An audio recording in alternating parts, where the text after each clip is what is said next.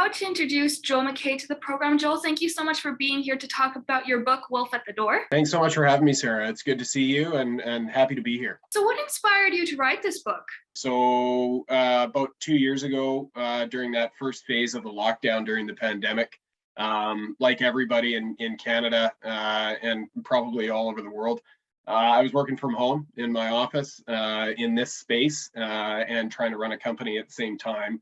And I just felt very claustrophobic and needed an outlet. And so I started writing fiction again. I started writing a few short stories. And then I kind of, through that process, I'm not sure how the idea came to me, but I got this idea in my head of writing a story about a kind of an ensemble cast of characters and all of their different relationships with one another, and then having it turn into something entirely different about halfway through. I thought it was kind of a wild idea. And so with that, I thought, well, what about a family Thanksgiving dinner? I don't know about you, but I've got a fair bit of dysfunction in my own family, so I kind of know what it looks like. How can it go sideways? And then what if you threw a werewolf in the mix, right? What would be the thing that would really turn it on its head? And I think the idea, as I started writing it, was as much about the pandemic as it was about the story itself, which is this entire notion that I was trying to work out in my head, as so many millions of people were at the same time, of, what's the difference between first world problems and actual problems when they hit you in the face, and how do you navigate through that? And I think that's what Wolf at the Door is really trying to do, is to take a bunch of people, show them dealing with first world problems that seem like real problems until an actual problem shows up. And then what does that look like? So what does it bring to its genre? Wolf at the Door does two things that are a bit different. Well, number one, it doesn't take itself seriously. I'm really passionate about the idea that in horror, you can have a lot of fun with horror. Horror doesn't always need to be something that terrifies you, that keeps you up at night.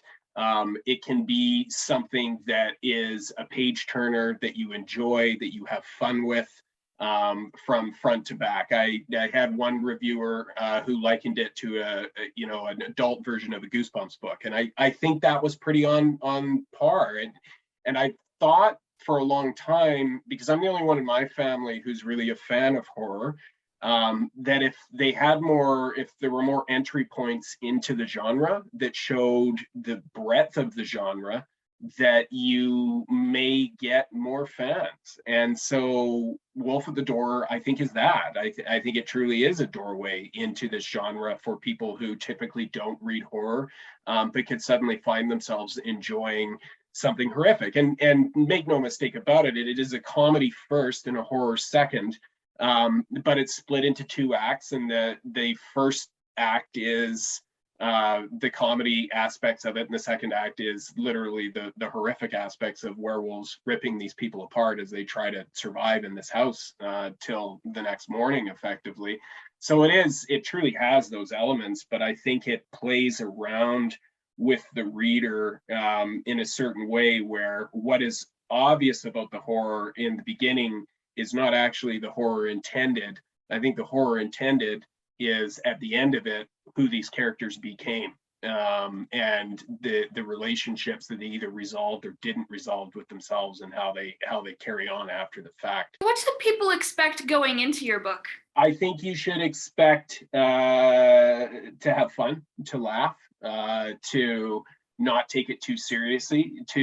If I could describe it, I would describe it as, a classic, 1980s B horror movie, right? Like it's schlocky. It's purposefully so. It's purposefully absurdist.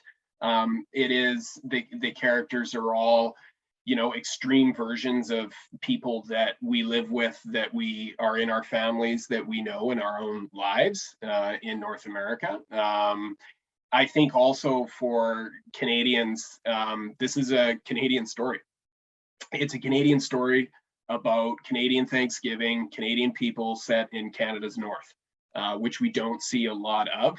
And the setting, the characters, some of that is all treated as incidental. So I think if you're a Canadian and you're craving Canadian fiction that's written by Canadian authors, that's actually set in our place, in our country, our sort of our own idiosyncrasies as a country, then you can find that here too.